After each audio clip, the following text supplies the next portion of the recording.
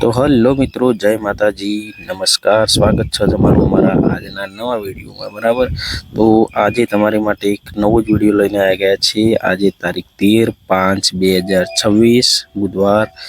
ઉનાળાની ખૂબ એવી ગરમી પડી રહી છે મિત્રો, અને ઉનાળાના જ એક પાક તરીકે તમને આજે બતાવીશું કાળિંગા.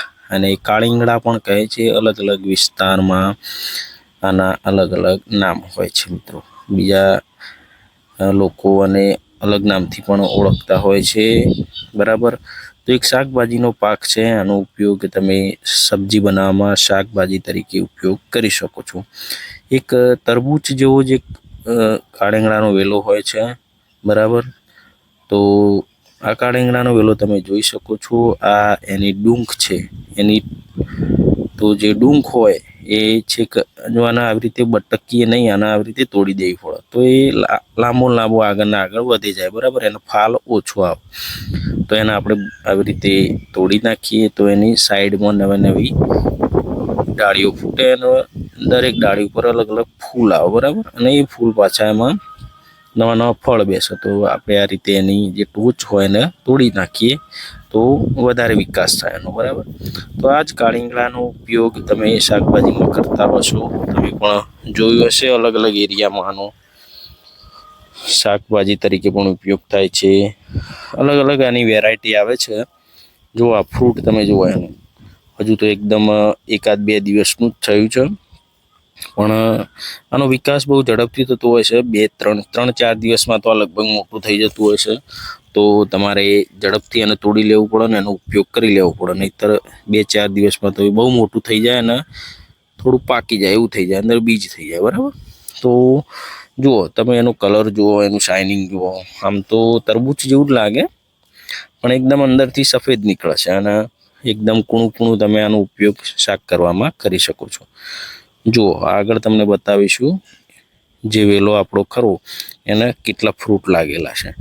અને આ જ કાળિંગા કેવી સાઈઝના થાય છે તમને બતાવીશું. જુઓ, તો આ લગભગ સૌથી પહેલું આપણો જે વેલો વાવ્યો એમાં સૌથી પહેલું કાળિંગાનું ફળ આવ્યું હતું. તો એને આપણે તોડ્યું નહોતું. એ લગભગ આજે કિલો ઉપર વજનનું થઈ ગયું હશે. આપણે એને નીચે સારો એવો સપોર્ટ આપીને એને તોડવાનું નથી. કેમ તોડવાનું નથી મિત્રો? તો કે આ જે કાળિંગડું ખરું એને હવે આપણે મોટું થવા દઈશું. લગભગ 2-3 કિલો વજન જેવું થશે. પછી એની જાતે તૂટી જશે એટલે આપણે સમજી લેવાનું કે પાકી ગયું છે. એની અંદર બીજ થઈ ગયા છે અને એ બીજનો આપણે ઉપયોગ બિયારણ તરીકે કરીશું, જેનાથી આવતી સાલ અથવા ચોમાસામાં તમારે જ્યારે વાવવું હોય તો એ જ બીજનો તમે ઉપયોગ કરી બિયારણ કરી શકો છો. જુઓ, હવે તમને બતાવીશું આખું વેલો જે છે એમાં કેટલા કાળિંગડા બેઠા છે, કેવા બેઠા છે. મુખ્યત્વે આનો ઉપયોગ શાકભાજી તરીકે થાય છે. બનાસકાંઠા અને રાજસ્થાનમાં આનું જ્યાં રેતાળ જમીન છે ત્યાં બહુ સારો એવો પાક લેવાય છે. આને બહુ પાણીની જરૂર હોતી નથી. બરાબર, તો આ પાક ખરો એમાં મોટા ભાગે તો શાકભાજી તરીકે વપરાય, પણ જો આને મોટું થવા દઈએ તો એની અંદર કાળા બીજ નીકળે છે, જેનો મુખવાસમાં ઉપયોગ થાય છે. બરાબર, તો જ્યાં મોટા પાયે ખેતી થાય છે એ લોકો તો એના માટે જ ઉપયોગ કરે છે. જુઓ, આ પણ એક ફ્રૂટ છે જેનું આપણે આજે તોડ્યું છે, એનું શાક બનાવીશું.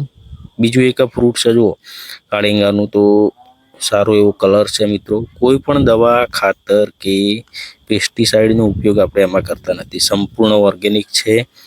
બરાબર, તો એ જ એનો મેન ફાયદો છે.